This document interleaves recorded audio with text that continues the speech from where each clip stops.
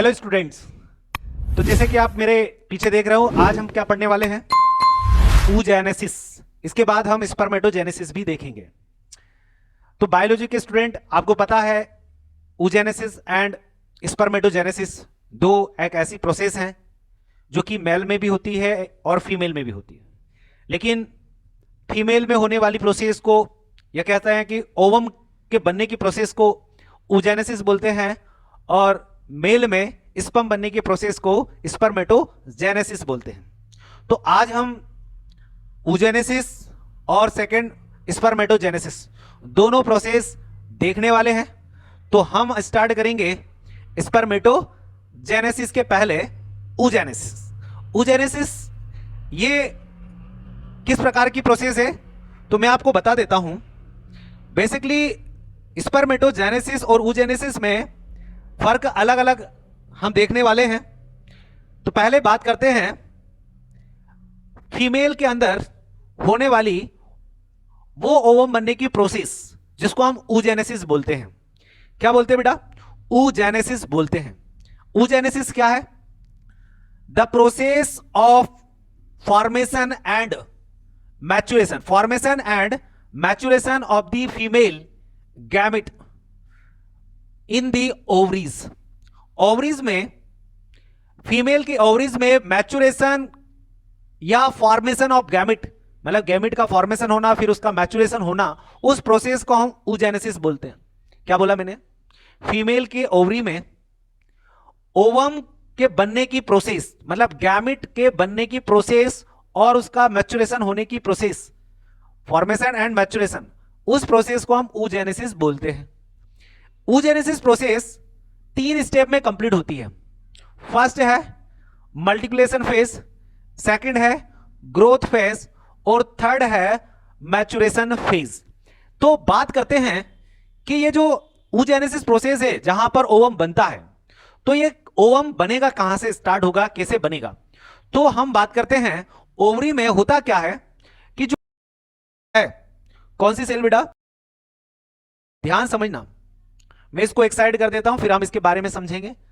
आप इसको एक साइड देखते रहना मैं क्या बोल रहा हूं और क्या कर रहा हूं, तो आपको ज्यादा अच्छे से समझ में आएगा। मैं क्या करता हूं, सबसे पहले ये ले ली, ध्यान समझना बेटा, जो कि क्या है, डिप्लॉयड है। क्या है बेटा? डिप्लॉयड है। तो मैंने बोला ना, पहली जो फेज होगी उसको हम बोलते हैं मल्टीप्लिकेशन फेज। कहने का मतलब है मल्टीप्लिकेशन फेज क्या बोल रही है कि भाई primordial germ cell divided by mitosis to form a large number of oogonia, जो कि डिप्लॉयड होंगे। मतलब जो प्रोमोडियल, ये जो प्राइमरी जर्म सेल या प्राइमरी, इसको ओसाइड भी बोलते हैं, मतलब ये इसमें क्या होता है, माइटोसिस डिवीजन होता है। माइटोसिस का मतलब होता है समान सेल का फॉर्मेशन होना, एक जैसे सेल का बनना। तो यहां पर जो जर्म सेल है इसमें माइटोसिस डिवीजन होता है। क्या होगा बेटा? माइटोसिस डिवीजन होगा। इसका मतलब यह हुआ कि जो जर्म है इसी के समान हमें सेल मिलने वाली है, इसी के समान हमें 2 सेल मिलने वाली है, मतलब 1 से 2 सेल का फॉर्मेशन होगा, जो कि वो भी कैसे होंगे? डिप्लॉयड होंगे। डिप्लॉयड होंगे। इन सेल में भी क्या होगा? मल्टीप्लिकेशन होगा। तो ये भी क्या करेंगे? अपनी संख्या डबल करेंगे। अपनी संख्या डबल करेंगे। क्या करेंगे? अपनी संख्या डबल करेंगे। ये भी 2 हो जाएंगे और ये भी 2 हो जाएंगे, ये भी 2 हो जाएंगे।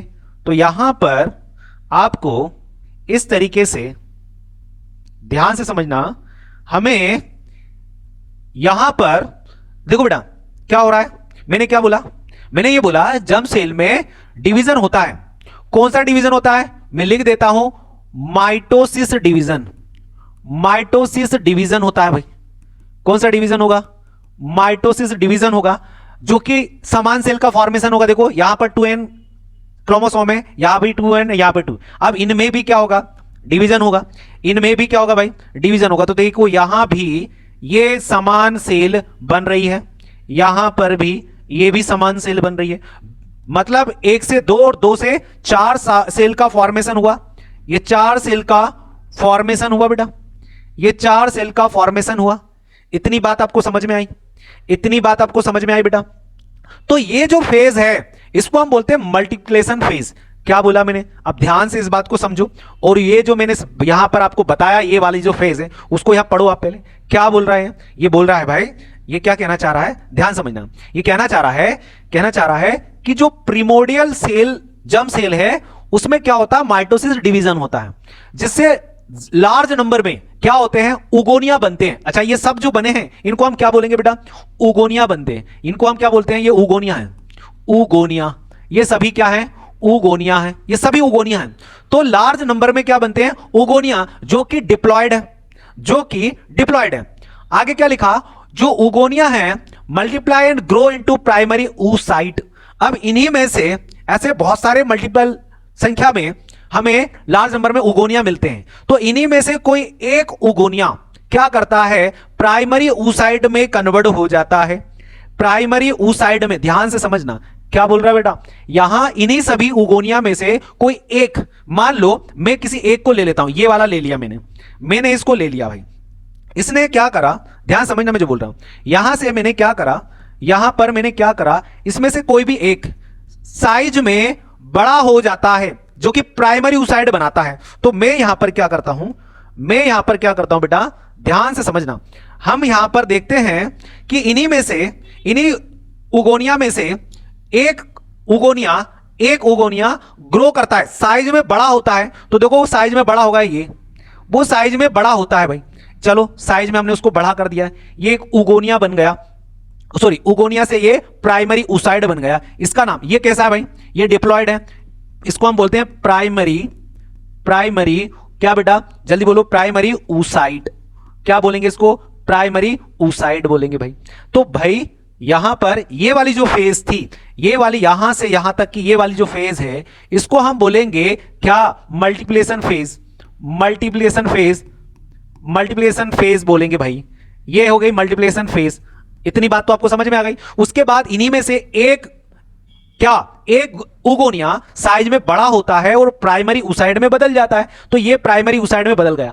अब यहां पर याद रखना, इनमें से कोई एक साइज में बड़ा होना कौन सी फेज कहलाएगी, ग्रोथ फेज कहलाएगी, ग्रोथ फेज कहलाएगी। क्या बोल रहा है, देखो ध्यान समझना कि the primary oocyte grow in size in accumulate cytoplasmic material. भैया इनमें से जो प्राइमरी oocyte है, ये इनमें से एक प्राइमरी oocyte साइज में बड़ा होने लगता है, साइज में बड़ा होने लगता है और एक्यूमुलेट साइटोप्लाज्मिक मटेरियल भी होने लगता है।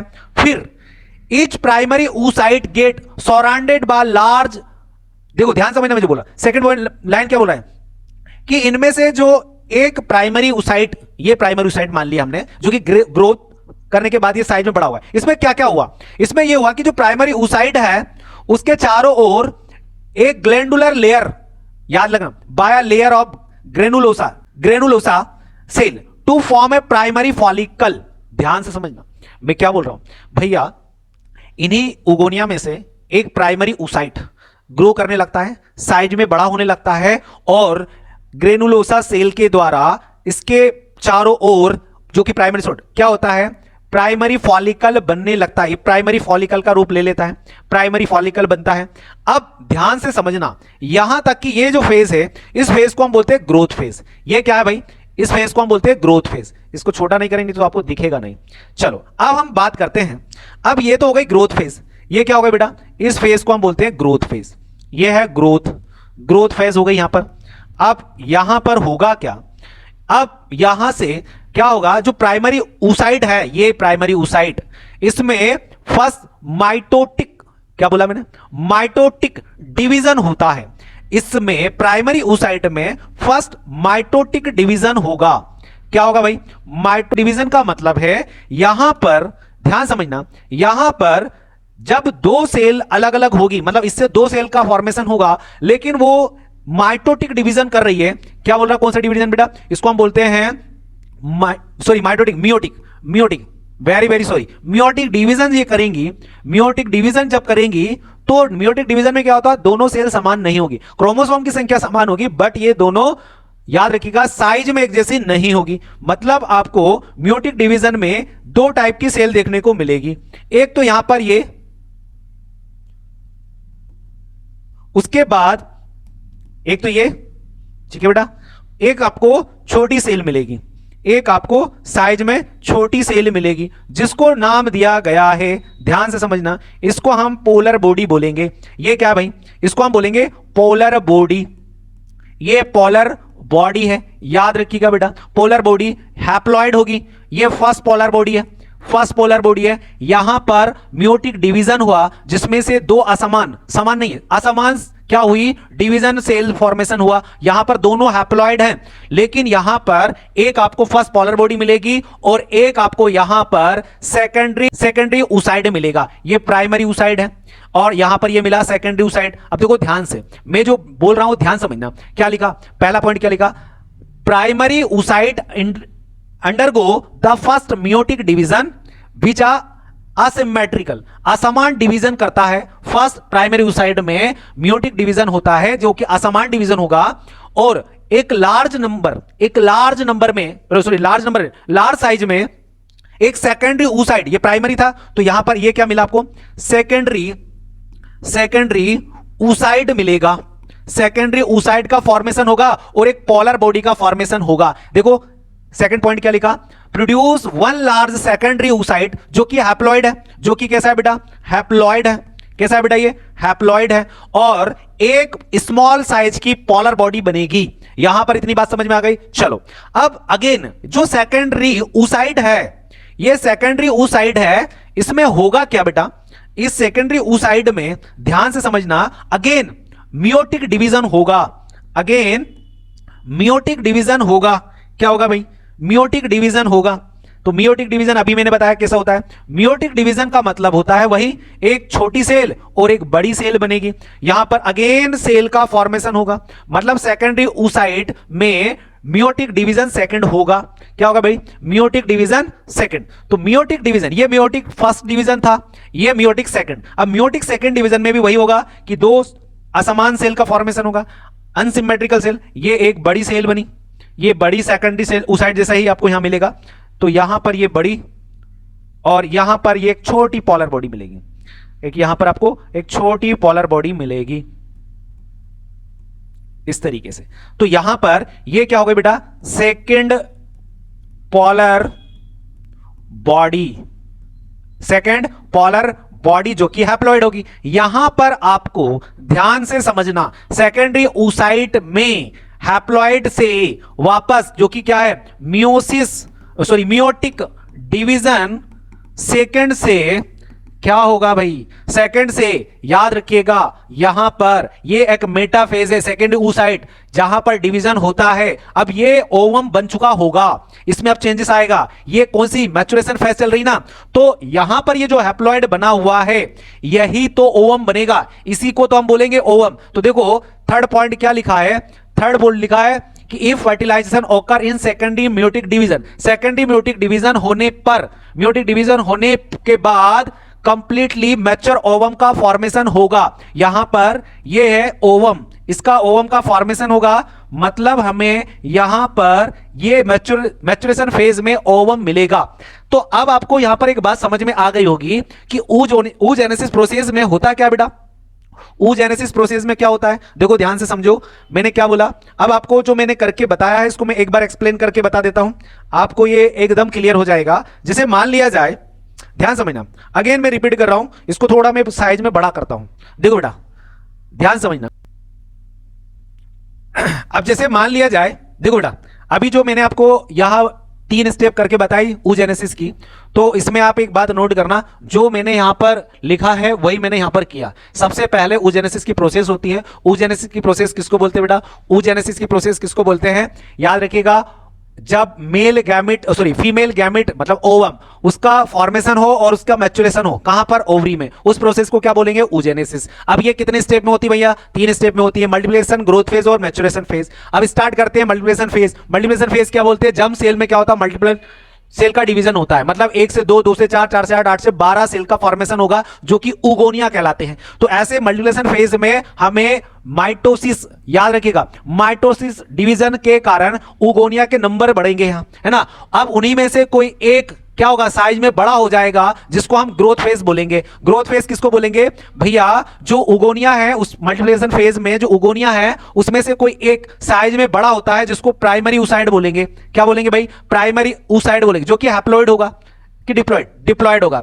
और यहां पर ग्रोथ फेज में ये जो प्राइमरी oocyte है इसमें क्या होगा, ध्यान समझना, इसमें आगे चलकर मियोटिक डिवीजन होगा। अब मियोटिक डिवीजन किसको बोलते हैं भाई, मियोटिक डिवीजन में देखो, मियोटिक डिवीजन प्राइमरी oocyte में मियोटिक डिवीजन होगा, जिससे कि दो असमान सेल का फॉर्मेशन होगा, एक छोटी सेल और एक बड़ी सेल।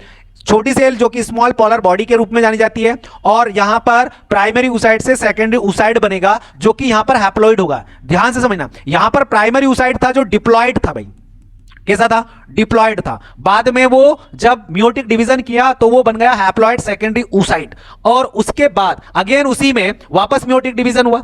वापस क्या हुआ भाई, मियोटिक डिवीजन हुआ, और मियोटिक डिवीजन होने के बाद वापस वही एक पोलर बॉडी बनी और एक ओवम बन गया। यहां पर जो सेकंड बार बना पोलर बॉडी वो सेकेंडरी पोलर बॉडी कहलाएगा, और यहां पर मियोटिक डिवीजन से सेकेंडरी oocyte से क्या हुआ, मैच्योरेशन फेज में ओवम का फॉर्मेशन हो गया। यही ओवम जो कि आगे चलकर फर्टिलाइजेशन की प्रोसेस में पार्टिसिपेट करने वाला है। तो आई होप कि आपको बेटा ये oogenesis प्रोसेस समझ में आई होगी, ये oogenesis की प्रोसेस आपको समझ में आई होगी। ओके बेटा, इसके बाद हम स्टार्ट करते हैं स्पर्मेटोजेनेसिस। फिर बोल रहा हूं, oogenesis और स्पर्मेटोजेनेसिस दोनों मोस्ट इंपॉर्टेंट प्रोसेस है। स्पर्मेटोजेनेसिस अब हम सेकंड पढ़ने वाले हैं, इससे पहले हमने अभी ये oogenesis की थी। oogenesis फीमेल में होने वाली ओवरी में वो एक ऐसी प्रोसेस है जहां पर ओवम का फॉर्मेशन और उसका मैच्योरेशन होता है, जो कि फीमेल में होता है। अब हम जैसे कि बेटा हमने oogenesis कंप्लीट किया, अगले वीडियो में हम स्पर्मेटोजेनेसिस करेंगे। अगर आपको ये वीडियो समझ में आया और आपको oogenesis की प्रोसेस कंप्लीट समझ में आई तो वीडियो को लाइक कीजिएगा, अपने दोस्तों को शेयर कीजिएगा, और हां बेल आइकन को जरूर प्रेस करिएगा ताकि आपको नेक्स्ट वीडियो का नोटिफिकेशन मिल जाए। और अगर अभी तक सब्सक्राइब नहीं किया तो प्लीज बेल आइकन को प्रेस करने के बाद सब्सक्राइब बटन जरूर क्लिक करें। Okay, thank you.